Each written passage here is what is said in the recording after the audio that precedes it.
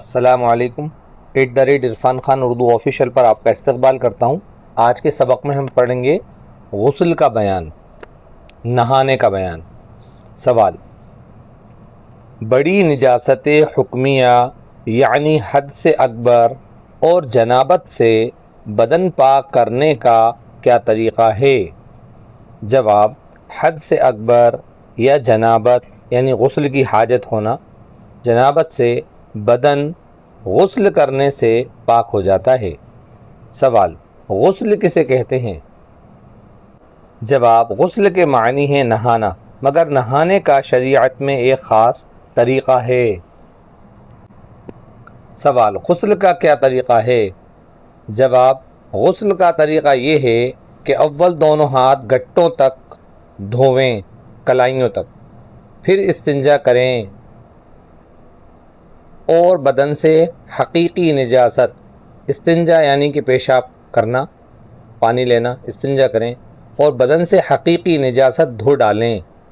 جس جگہ پر آپ کو لگے کہ یہاں پر گندگی لگی ہوئی ہے اس کو دھو ڈالیں، پھر وضو کریں، پھر تمام بدن کو تھوڑا پانی ڈال کر ہاتھ سے ملیں، پھر سارے بدن پر 3 مرتبہ پانی بہائیں، کلی کریں، ناک میں پانی ڈالیں۔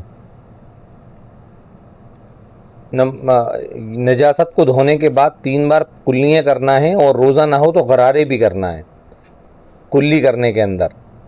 پھر ناک میں 3 بار پانی ڈالیں، پھر پورے بدن کے اوپر پانی بہائیں۔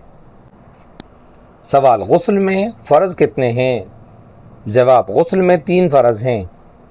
نمبر 1 کلی کرنا، 3 بار کلی کرنا، اگر روزہ نہ ہو تو غرارے بھی کرنا۔ نمبر 2 ناک میں پانی ڈالنا، 3 بار پانی ڈالنا، یا 1 بار ڈالنا فرض ہو اور 3 بار ڈالنا سنت ہو، ایسا ہو سکتا ہے۔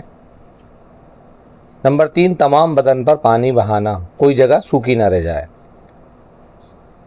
سوال: غسل میں سنتیں کتنی ہیں؟ جواب: غسل میں 5 سنتیں ہیں۔